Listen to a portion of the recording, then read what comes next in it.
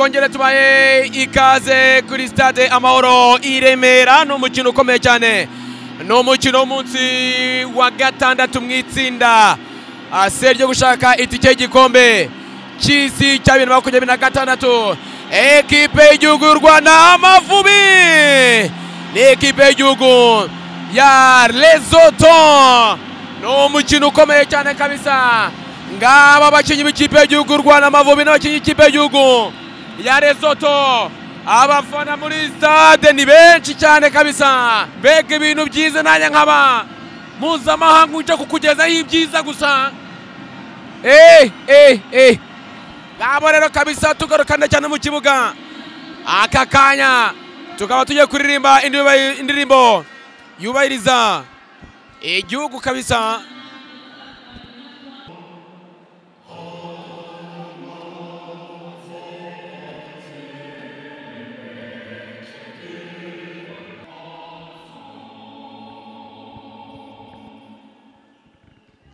Wow kabisa, iyo ngiyo ni indirimbo yubahiriza igihugu cya Lesotho. Reka twumve indirimbo yubahiriza igihugu cy'u Rwanda.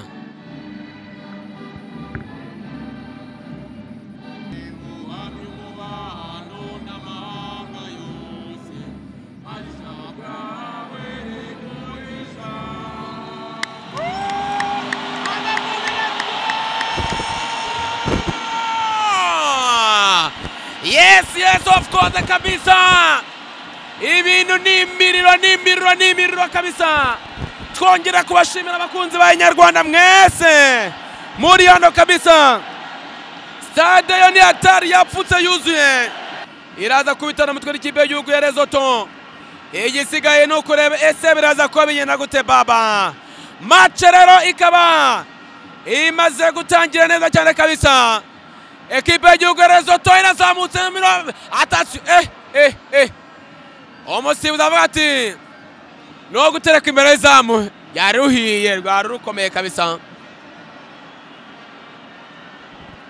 Hanyuma rero comeka paswa Mutsinzi Ante Jimmy.